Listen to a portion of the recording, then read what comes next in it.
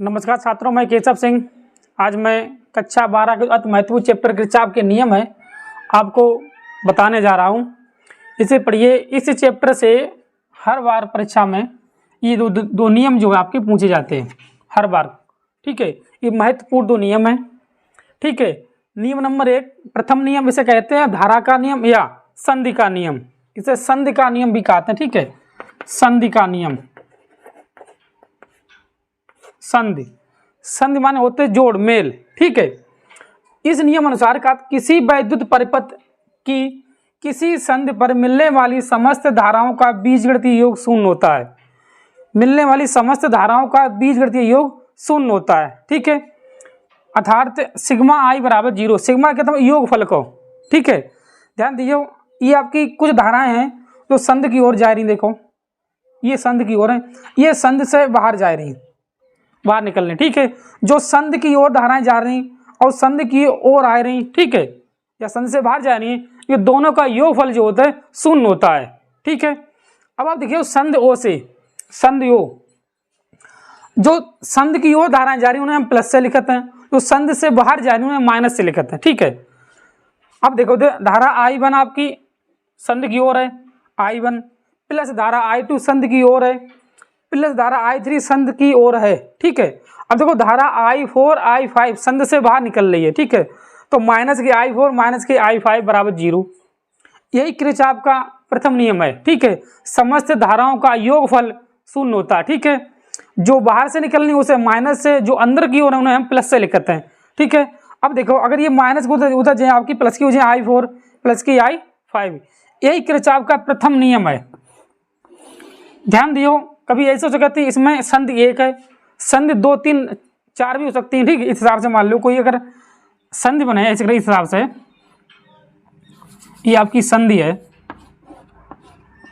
ये आपकी एक संधि है, आगे चल के कुछ इसमें संधि और जुड़ जाती हैं। ऐसे दूसरी संधि हुई, फिर तीसरी संधि हुई।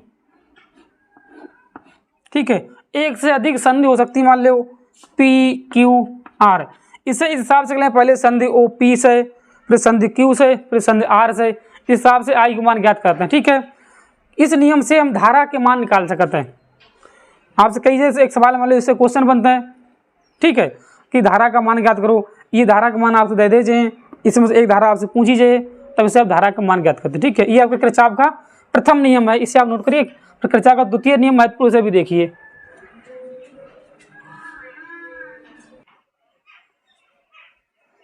देखिए नियम नंबर 2। ठीक है, इसे कहते हैं नियम नंबर 2 या लूप का नियम या वोल्टता का नियम। किरचॉफ के नियम ये दूसरा है। ठीक है, इसे देखिए पहले आप। इसके अनुसार किसी वैद्युत परिपथ के बंद पास के विभिन्न खंडों में प्रवाहित धाराओं एवं उनके संगत प्रतिरोधों के गुणनफलों का बीजगणितीय योग उस पास में कार्य करने वाले समस्त वैद्युत वाहक बलों के बीजगणितीय योग के बराबर होता है। ठीक है, इसे सिग्मा ई बराबर सिग्मा IR। इससे डिटेल में इस हिसाब से समझे। मान लो कि कोई बंद पास आपको है ABEFA, बंद पास या बंद लूप। ठीक है, इसे लूप का नियम भी कहते हैं। देखो लूप का नियम या पास का नियम, बंद पास या बंद लूप में। देखो बंद पास ABEFA में, ये बंद पास है आपका। ठीक है, मतलब कि फिर इसे देखिए, किसी वैद्युत परिपथ के बंद पास के, बंद पास या बंद लूप, ठीक है, बंद पास के विभिन्न खंडों में प्रवाहित धाराओं, इसमें हर एक खंड में धारा प्रवाहित है, विभिन्न धाराओं एवं उनके संगत प्रतिरोधों, देखो R1 R2 R3, उनके संगत प्रतिरोधों के गुणनफलों का बीजगणितीय योग उस पास में कार्य करने वाले समस्त वैद्युत वाहक बल, देखो E1 E2 ये समस्त वैद्युत वाहक बल हैं। ठीक है, समस्त वैद्युत वाहक बल के बीजगणितीय योग के बराबर होता है। ठीक है, अर्थात सिग्मा ई बराबर सिग्मा IR, मतलब इसमें IR गुणा करें, इसमें वैद्युत वाहक बल के बराबर हुए। बंद पास लिए पहले ABEFA में। ठीक है, फिर BCDEB में बंद पास लिए। ठीक है, ऐसे लिख सकते हो ACDFA में। एक चीज विशेष ध्यान दियो, जब हम बंद पास लिए ABEFA में, ठीक है, अगर हम धाराओं की दिशा में चलते हैं, मान लो धारा, आप इसमें धारा इधर से प्रवाहित है, देखो ये कट है, तीर निशान है, धारा इस हिसाब से प्रवाहित है, ठीक है।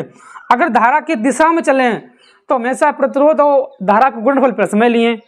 अगर धारा के विपरीत चले, मान लो धारा इधर से प्रवाहित है, हम इधर से जाएं अगर, तो प्रतिरोध और धारा का गुणनफल जो है माइनस में लिए, ठीक है।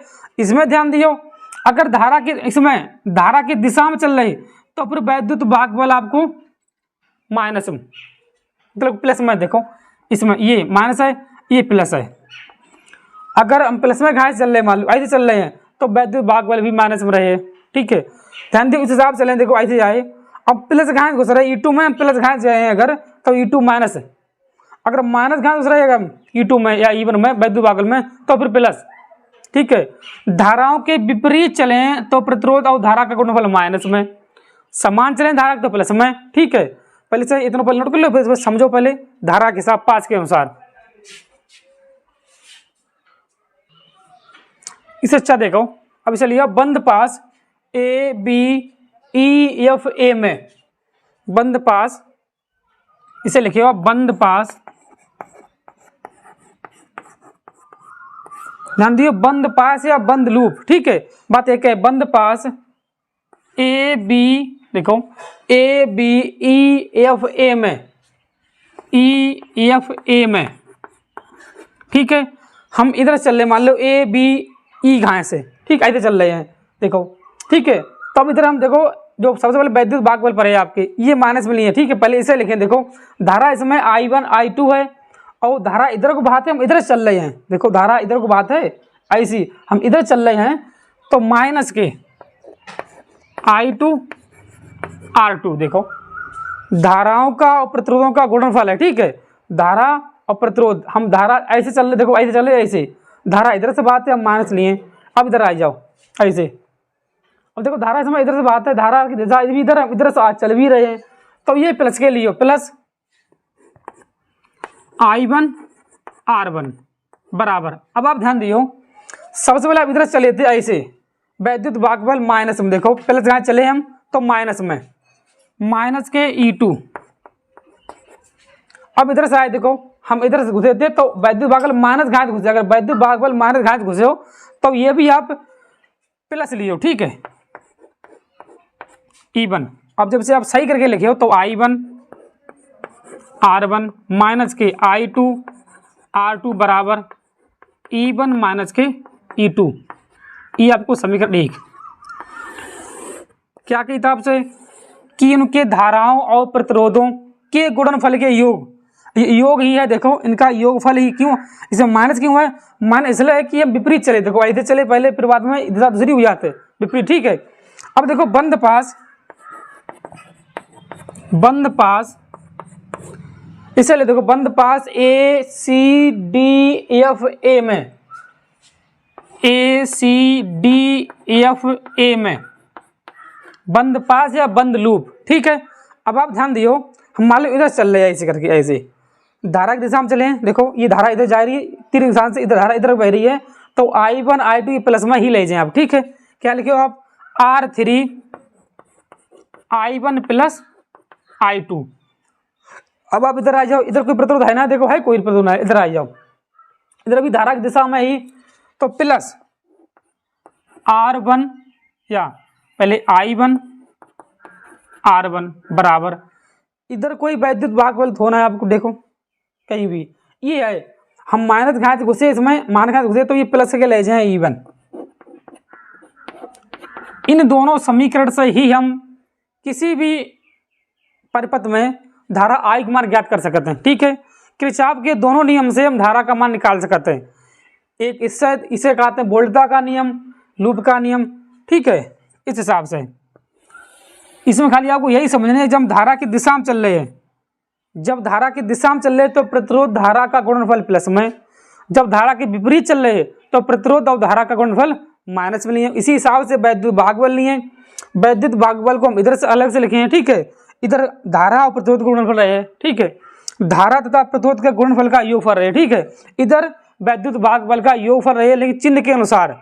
अगर हम प्लस, मान लो ऐसे चल रहे इस वाले लाइन में, अगर हम ऐसे चल रहे हैं तो ये प्लस घात घुस रहे तो वैद्युत भागफल माइनस में हो जाए, अगर इधर ऐसे आ रहे हैं तो वैद्युत भागफल प्लस में हो जाए। ठीक है, ये आपके किरचॉफ के नियम है, परीक्षा की दृष्टि से अति महत्वपूर्ण है 2024 के लिए। ठीक है, इसे आप 2-3 बार रिवीजन करिए। ठीक है, और इसी से आपके सवाल लगते हैं।